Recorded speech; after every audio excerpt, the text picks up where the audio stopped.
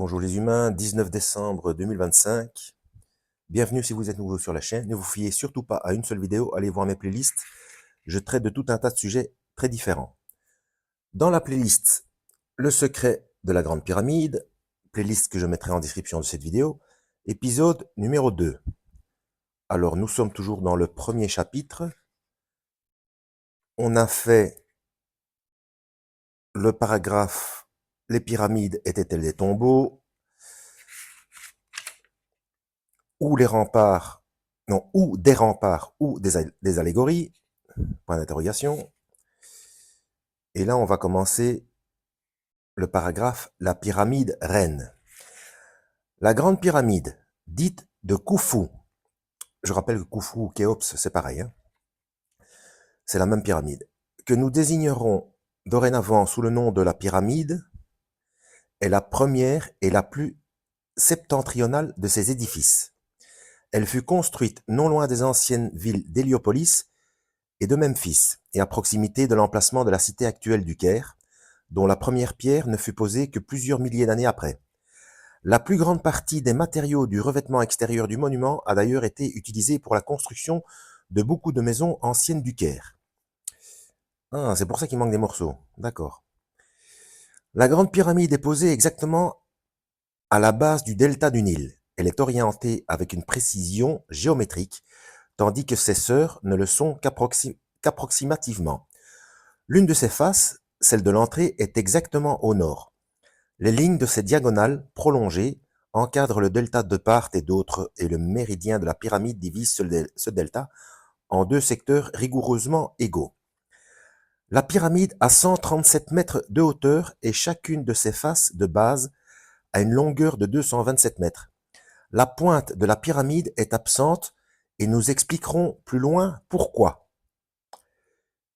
Ça me fait penser à une autre vidéo. Après, chacun pensera ce qu'il veut de cette vidéo, mais elle est très bien faite, elle est très jolie, elle est très ludique, il y a plein de choses intéressantes. Elle est assez longue, hein, mais elle soulève pas mal de questions, et au niveau de la géométrie, etc., nombre d'or, les points stellaires visés, etc., et l'hypothèse de construction est très intéressante, même s'il y a eu beaucoup de détracteurs. Bref, je vous invite à aller voir. Si jamais je la trouve, je la mettrai en description aussi. Sinon, le titre, c'était euh,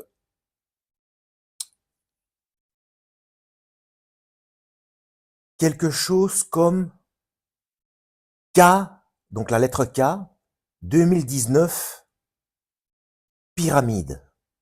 Quelque chose comme ça. Ouais. Et c'est très joli, c'est très... il y a de belles images. C'est vraiment une très jolie vidéo. Donc, je vous invite à aller jeter un coup d'œil. Donc, même si on n'est pas d'accord, c'est très intéressant. Et puis, c'est pas la première fois que dans l'histoire de l'humanité, euh, la masse n'était pas d'accord et puis qu'il s'est avéré que c'était quand même vrai, c'était quand même comme ça. Bon, après, ça peut paraître... Enfin, allez voir. K 2019, pyramide, quelque chose comme ça. Puis vous la connaissez peut-être aussi, cette... elle a fait énormément de vues pendant le premier confinement. Enfin, en même temps, c'est un petit peu normal, tout le monde était rivé sur sa télé et sur les réseaux. Bon, bref, on continue. Si cette pointe était rétablie, la hauteur totale de l'édifice serait de 147 mètres. Déjà, il y a un truc que je viens de remarquer. Donc, pyramide, 137, 227, 147. Déjà, on a 3 fois un 7 comme dernier chiffre. Bon. Pour employer une image qui a déjà servi, si la pyramide était creuse, elle pourrait emboîter, comme un globe de verre le fait d'une pendule, l'énorme église de Saint-Pierre de Rome qui a 131 mètres de haut. Ouais, donc ça doit être assez fabuleux et assez impressionnant. Paragraphe suivant, une construction de 5000 ans. La date de la construction de la pyramide de Khéops a été fort controversée. Les écoles de chronologie égyptienne la situent entre 2700 et 3100 avant Jésus-Christ. D'après la tradition copte, la pyramide fut construite avant le déluge, à la suite d'une vision, annonçant le déluge comme devant survenir 300 ans plus tard. Les données astronomiques fournies par l'entrée de la pyramide indiquent 2592 ou 2592 à 2654, et cela peut correspondre à l'âge réel de la pyramide. Le plan de la pyramide serait sans doute très antérieur à la construction, et l'ensemble de connaissances véritablement surhumaines que l'édifice renferme serait dû, d'après les exégètes, à l'un des plus grands inspirés de la Bible, Melchisédek ou Enoch. Tiens donc, je suis curieux de voir où ça va nous mener tout ça. Enoch, selon la Bible, naquit en 3378 ou 3378 avant Jésus-Christ et vécut 365 ans. Il n'a donc pu matériellement être l'ingénieur de la pyramide, mais rien ne s'oppose à ce qu'il en ait été l'architecte et qu'il en ait dressé le plan. Suivant la tradition égyptienne, un de ses petits-fils, nommé Sisitros, aurait apporté ce plan en Égypte et par son ascendant spirituel aurait amené les Égyptiens à lui fournir 100 000 travailleurs. Quoi qu'il en soit, et dans l'absence de certitude concernant le grand architecte de la pyramide, on continue à admettre, faute de mieux, que l'édification du monument fut l'ouvrage d'un des rois de la 4e dynastie, Khéops ou Khufu. Tel est du moins le nom qui fut inscrit sur la pyramide. Paragraphe suivant, le récit fameux d'Hérodote. D'après Hérodote, la construction demanda plus de 20 années. On n'a pas d'autre témoignage que celui de l'écrivain grec dont l'exactitude, sinon la bonne foi, est souvent sujette à caution. Selon les renseignements qu'il tenait des prêtres égyptiens, Khufu aurait été, en même temps qu'un grand bâtisseur, un tyran notoire, qui fit succéder à l'abondance et à l'équité du règne de Rampsinite, un âge de travaux et de privations. Le règne de Rampsinite, ce doit être un pharaon. Hein. Les sacrifices furent interdits, les temples fermés, et Khéops employa à l'édification des ouvrages qu'il avait en vue une immense armée humaine. On utilisait 100 000 hommes qui étaient renouvelés tous les 3 mois. Quant au temps pendant lequel le peuple fut ainsi tourmenté, on passa 10 années à construire la chaussée par où on devait traîner les pierres. Cette chaussée est un ouvrage qui n'est guère moins considérable, à mon avis, que la pyramide même, car elle a 5 stades de long sur 10 orgilles de large et 8 orgilles de haut dans sa plus grande hauteur. Elle est de pierre polie et ornée de figures d'animaux. Ouais, ce doit être des mesures de l'époque. Hein. Il n'y a pas d'annotation pour dire à quoi ça correspond. Bon, on verra plus loin. La pyramide même coûta 20 années de travail. Elle est carrée, chacune de ses faces a 8 plêtres. Bon ben, regardez dans le dictionnaire. Hein. 8 plêtres de largeur sur autant de hauteur. Elle est en grande partie de pierre polie, parfaitement bien jointe ensemble, et dont il n'y en a pas une qui ait moins de 30 pieds. Bon, je vais quand même aller voir dans le dictionnaire. Hein, un petit instant. Alors, concernant les 5 stades de long, ben, c'est pas très précis. Stade. Unité de longueur de 600 pieds, qui variait selon les régions entre 147 et 192 mètres, 192, pour le stade olympique. Voilà, ça on n'en sait pas plus. Maintenant je vais aller voir orgie, rien à voir avec les orgies romaines. Hein. En fait ça s'écrit O-R-G-Y-I-E-S. Alors je ne sais pas quelle est l'origine étymologique de ce mot, mais pourquoi est-ce qu'en français on a mis un I derrière un Y? Le Y n'est pas suffisamment long. Orgie, c'est pas nécessaire. Hein. Ou alors c'est peut-être pour pas confondre avec les orgies, vous voyez ce que je veux dire. Hein. Bon, on va aller voir. Orgie. I. Bon, désolé. Dans aucun de mes 2 dictionnaires, je n'ai ni les mesures s'appelant orgie, et l'autre c'est quoi? Plêtre, inconnu au bataillon. Alors si vous voulez faire des recherches, je vous l'appelle, donc orgie, c'est O-R-G-Y-I-E-S,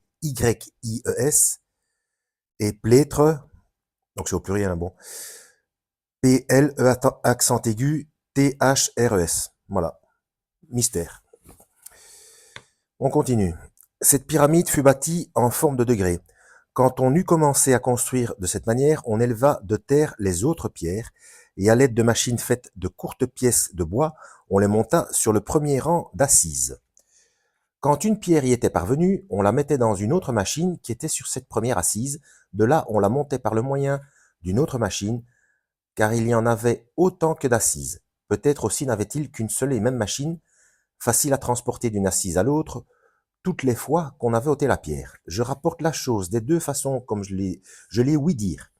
On commença donc par revêtir et perfectionner le haut de la pyramide. De là, on descendit aux parties voisines, et enfin on passa aux inférieures et à celles qui touchent la terre. On a gravé sur la pyramide en caractère égyptien combien on a dépensé pour les ouvriers en réfort, en oignon et en aul, A-U-L-X. Et celui qui m'interpréta cette inscription me dit, comme je m'en souviens très bien, que cette réponse se montait à 1600 talents d'argent. Petit 1, donc soit 10 775 000 francs or. Donc 10 775 000 francs or. Donc faites la conversion. Donc ce bouquin date de 1936, je crois.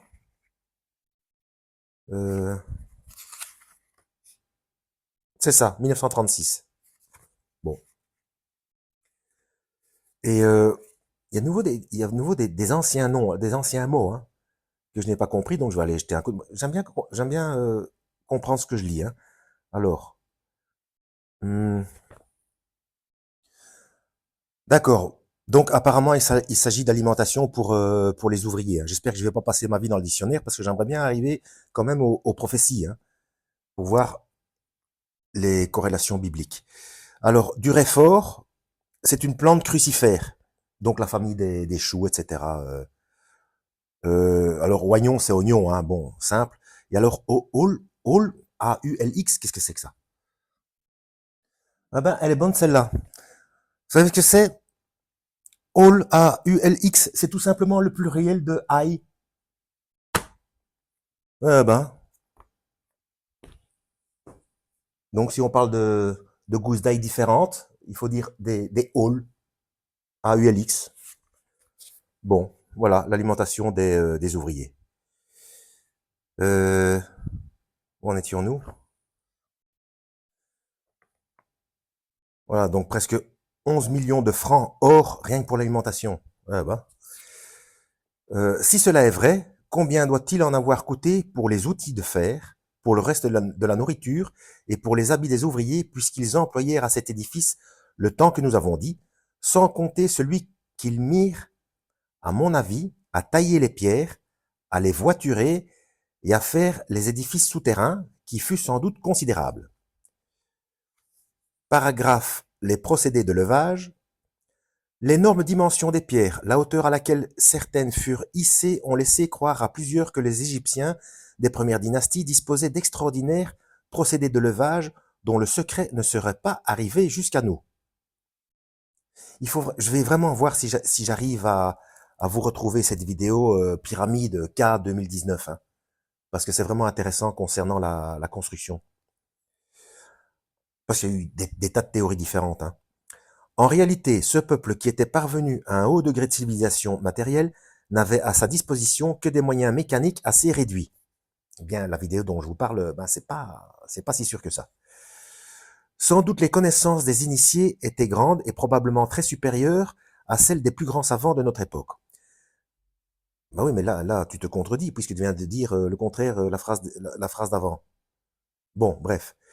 Elles n'étaient pas nécessairement les mêmes et semblent avoir été d'un ordre plus élevé, mais en raison du mystère de l'initiation, les connaissances des prêtres n'étaient pas appliquées aux besognes matérielles.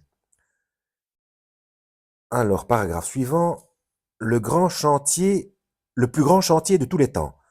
Les miracles architecturaux réalisés par les pharaons n'ont pu l'être qu'en raison de l'extrême abondance d'une main-d'œuvre qui participait davantage de l'esclavage que du travail consenti. Voilà.